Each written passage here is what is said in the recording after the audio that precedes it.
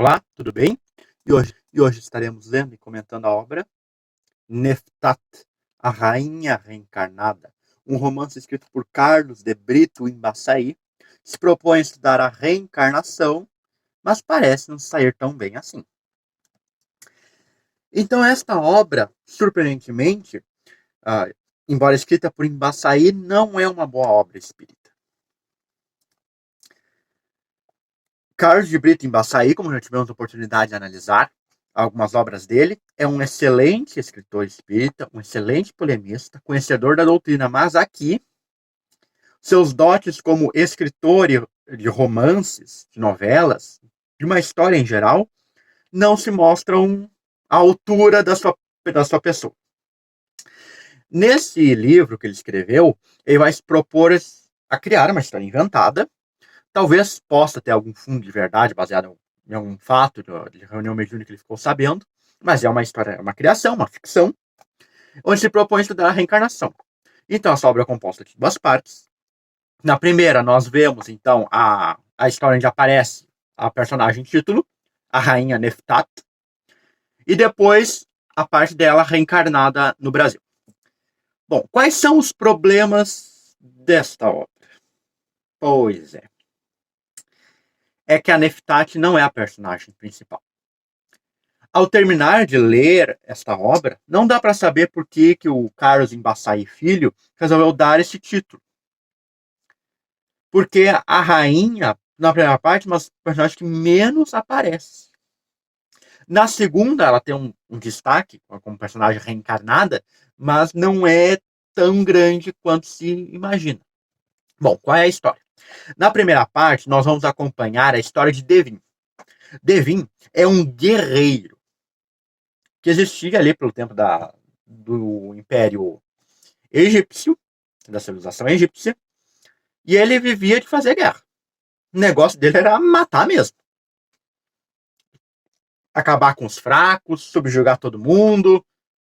Essa é a frente dele. É isso que ele faz. Ele é um guerreiro e ele mata mesmo. Conquista povos, faz e acontece. Ele tem um séquito de seguidores, alguns personagens que não são bem desenvolvidos, e essa é uma das dificuldades desse romance. Logo no início da primeira parte, no início da segunda parte, ele apresenta inúmeros personagens e tu fica perdido. Não sabe, tá, mas esse aqui quem? Quem é essa criatura mesmo? E lá na sequência o personagem desaparece, nunca mais é visto, falado, ou tem uma linha lá na frente sobre ele. Tanto assim que boa parte dessa primeira parte é falando do Devin. As guerras que ele faz, as conquistas, a personalidade sanguinolenta, etc. Até que um dia o Devin está num mercado público, aqueles a céu aberto, e aí ele vê um pai vendendo uma filha. Ele resolve, por capricho, comprar aquela mulher como escrava. O pai estava vendendo a filha como escrava. E aí só quem vê, e o mercador diz que ela tinha o costume de fugir. Mas não é o que acontece. A Dejaneira, que era o nome da personagem, vai passar a seguir o Devin e até a cuidar dele em momentos difíceis. Na contracapa, que é um excerto do prefácio, que foi escrito por Aldemar Veloso, ele até elogia essa personagem, mas acontece que ela aparece muito pouco. Ela realmente parece uma pessoa assim, mais humilde, mais meiga, mais carinhosa, mas ela tem muito pouca atuação. E o Devin, então, vai conquistando, ele se apaixona por uma rainha, tenta conquistar, mas não dá certo por intrigas políticas, ele trava batalhas, até topar com o reinado da dita rainha de Neftat. Que aqui é apresentar nisso como assim, uma mulher sensual, assim, que conseguiu poder por umas certas intrigas assim, políticas na época, assim, casamentos arranjados, esposo que morreu, tinha todos os homens aos seus pés. Não vi nada demais na tal de rainha. Inclusive, o Devin era muito pior que essa rainha Neftat. Mas como a rainha não conseguiu derrotar o Devin, então eles acabaram tendo um relacionamento amoroso. E é isso.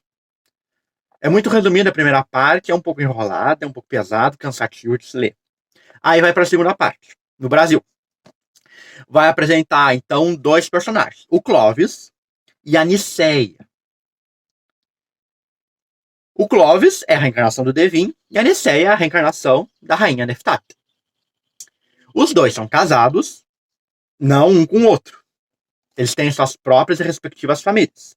Mas eles vão se tornar amantes. Eles vão se conhecer numa espécie de clube de artistas.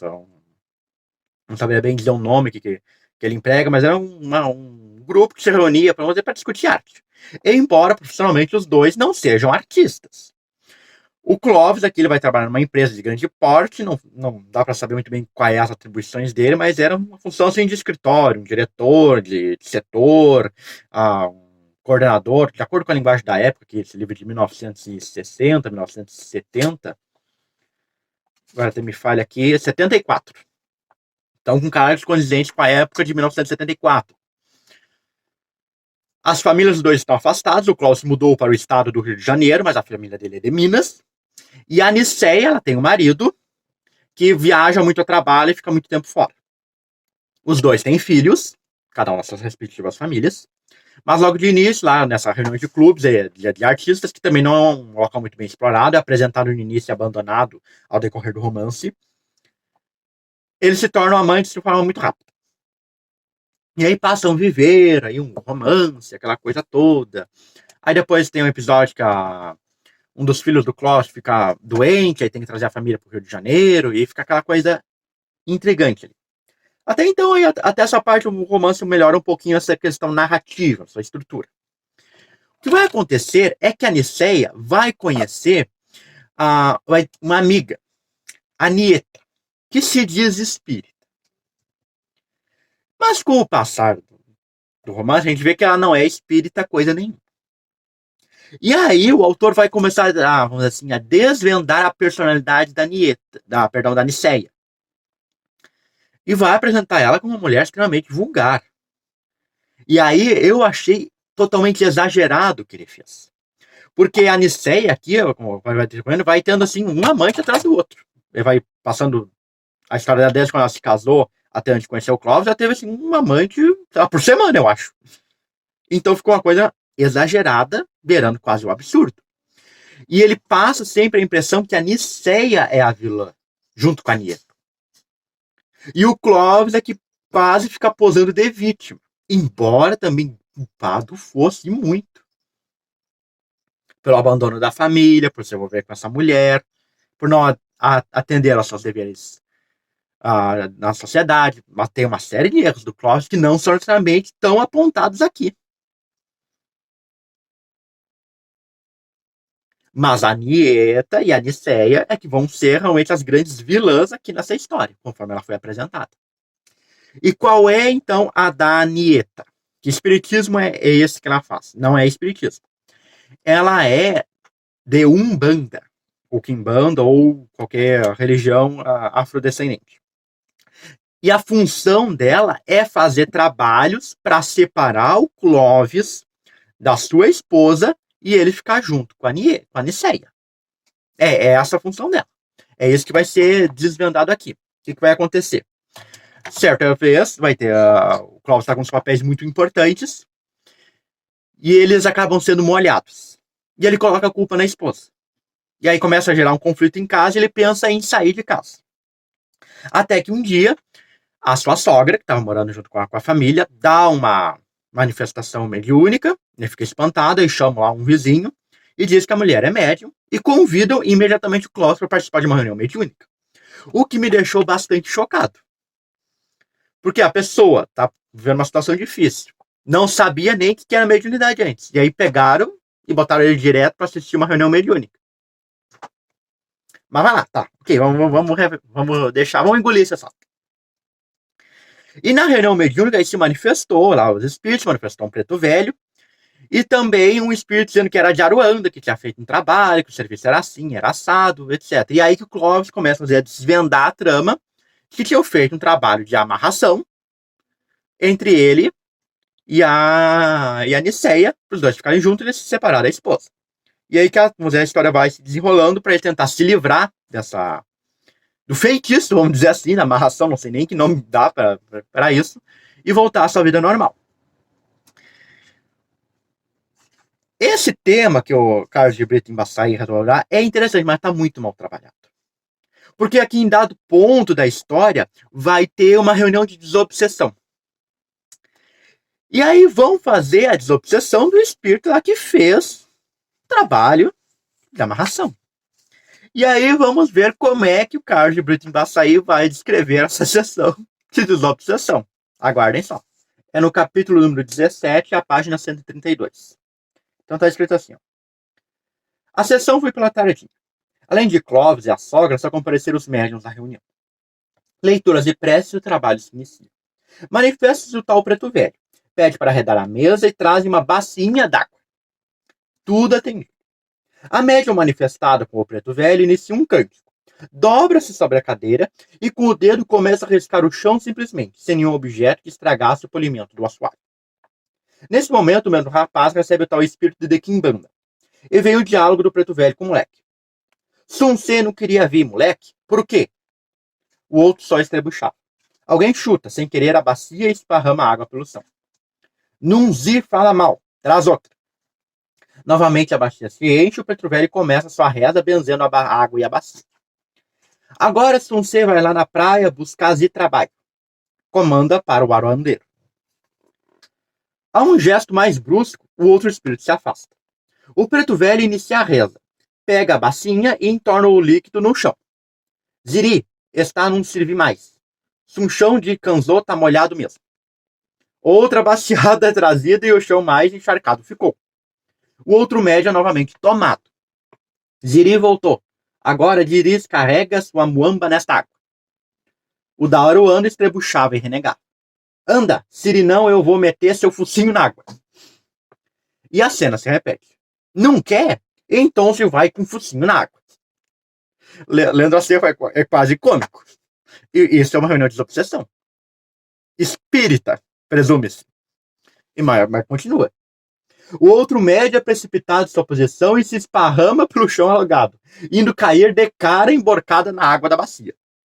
Com o choque, se volta a si e se levanta muito espantado.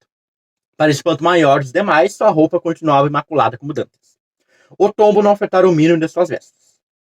Clóvis estava tonto. Não podia entender como alguém era capaz de se deitar naquela molhação e não se sujar. Cláudio, é um dos participantes da reunião, explica-lhe o fenômeno.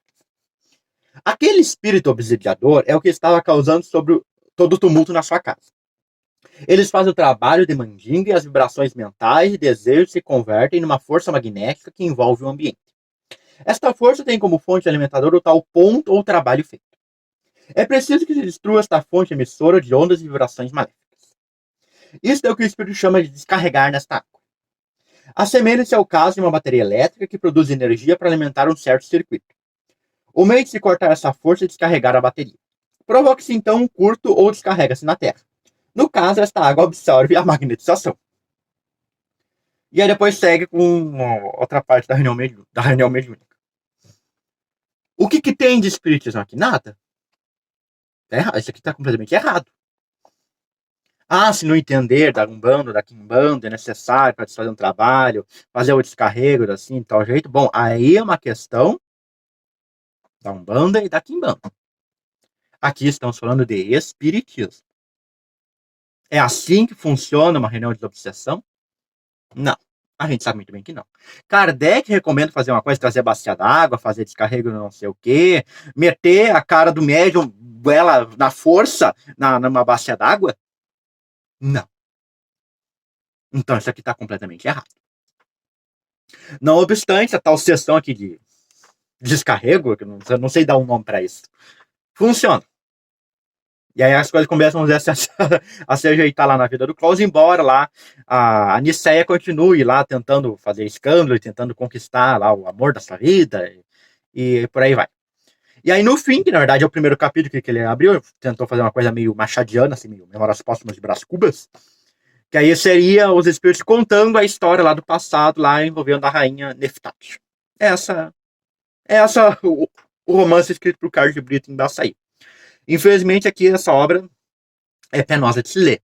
É uma leitura arrastada, é uma leitura difícil. A primeira parte não funciona muito bem. A segunda melhora um pouquinho, mas depois surgem esses erros. Infelizmente, porque o tema era bastante promissor. Abordar essas relações da Umbanda com a vida, os trabalhos, as sessões, as reuniões mediúnicas, o atendimento a espíritos ligados, a terreiros, quer aqueles que se envolvem nos trabalhos, quer aqueles que sejam os bons e orientadores, porque também os tem, isso é inegável. Mas aqui o trabalho de escrita peca em muitos sentidos, infelizmente. Porque Embaçaí Filho realmente é um autor muito interessante, mas aqui não deu. E você, já leu alguma obra de Embaçaí? Comenta aqui embaixo.